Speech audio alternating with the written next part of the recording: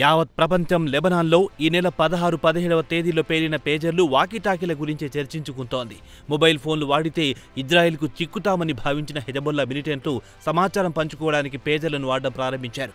తీరా ఈ పేజర్లే వారి ప్రాణాలకు ముప్పుగా పరిణమించాయి.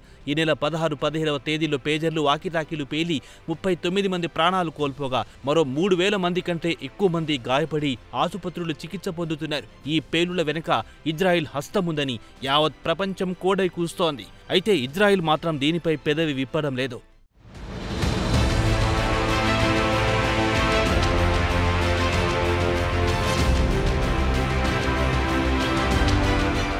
ఇక అసలు విషయానికొస్తే పేజర్ బాధితులు హెజబొల్లా మిలిటెంట్లే కాకుండా వారి బారిన ఇరాన్ మాజీ ప్రెసిడెంట్ ఇబ్రహీం రైసీ కూడా ఉన్నారని తాజాగా ఇరాన్ ఎంపీ ఒకరు సరికొత్త వాదన తెరపైకి తెచ్చారు.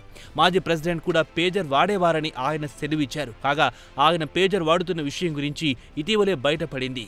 రైసీని ఇరాకీ పార్లమెంట్ స్పీకర్ మహమ్మద్ అల్ హల్బుసీ కలవడానికొచ్చినప్పుడు టేబుల్పై పేజర్ కనిపించిన ఫోటో ప్రస్తుతం వైరల్ అయింది. కాగా ఇరానియన్ పార్లమెంట్ సభ్యుడు అహ్మద్ బక్షయేష్ ఆర్దేస్తాని ఈ విషయం ప్రస్తావించారు.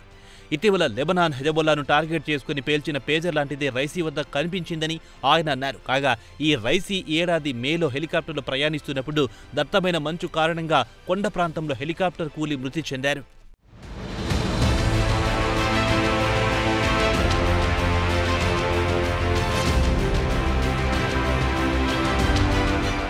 రైసీ ప్రయాణిస్తున్న హెలికాప్టర్లో పేజర్ పేలిపోయి హెలికాప్టర్ క్రాష్ అయ్యిందని ఇరాన్ ఎంపీ ఇరానియన్ మీడియాతో చెప్పారు.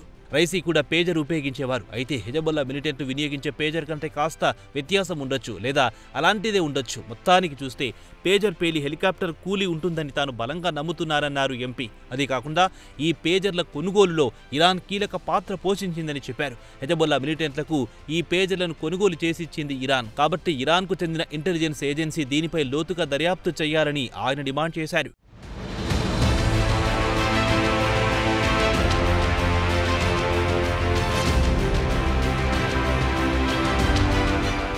రైసీ వాడుతున్న పేజర్తో పాటు ఇరాకీ పార్లమెంట్ స్పీకర్ భేటీలో టేబుల్పై ఉన్న పేజర్ ప్రస్తుతం సోషల్ మీడియాలో వైరల్ అవుతోంది.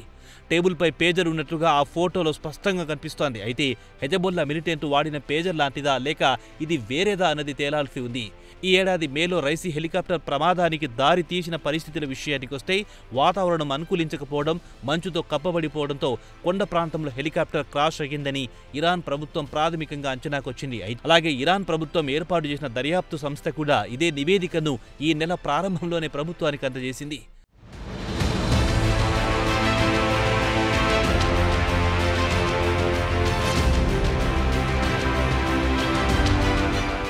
ఇరాన్కు చెందిన general staff of armed forces విడుదల చేసిన నివేదిక ప్రకారం చూస్తే సాంకేతిక, ఇంజనీరింగ్, ఎలక్ట్రానిక్, నావిగేషన్ తదితర కారణాల వల్ల హెలికాప్టర్ కూలిన హెలికాప్టర్ను క్షుణ్ణంగా పరిశీలించామని వెల్లడించింది. హెలికాప్టర్ బయలుదేరడానికి ముందు నిబంధనల ప్రకారం పాటించాల్సిన అన్ని రకాల పరీక్షల తర్వాత మాత్రమే హెలికాప్టర్ ఎగరడానికి అనుమతించామని అధికారులు తెలిపారు. అలాగే ఫ్లైట్ రూట్లో కానీ, రూట్ సమాచారం తప్పుగా ఇవ్వడం కానీ జరగలేదు.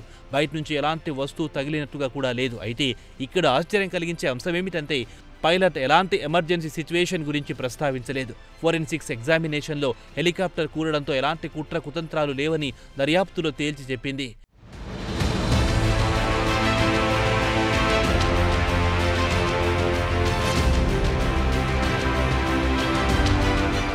హెలికాప్టర్ క్రాష్కు దట్టమైన పొగమంచే కారణమని ఇరాన్ అధికారులు చెబుతున్నారు. మే 19న తూర్పు అజర్బైజాన్ పర్వత ప్రాంతంలో రైసీ హెలికాప్టర్ కొండను ఢీకొట్టి పేలిపోయింది. ఆయన వెంట మాజీ విదేశాంగ మంత్రి హొసేని అమిత్ అబ్దుల్లాహియాన్ కూడా ఉన్నారు. తాజాగా పేజర్ల పేలుడుతో ఇరాన్లో మరోమారు రైసీ మృతిపై అనుమానాలు వ్యక్తమవుతున్నాయి. దీనిపై ఇరాన్ సుప్రీం లీడర్ ఎలా స్పందిస్తారో వేచి చూడాల్సిందే.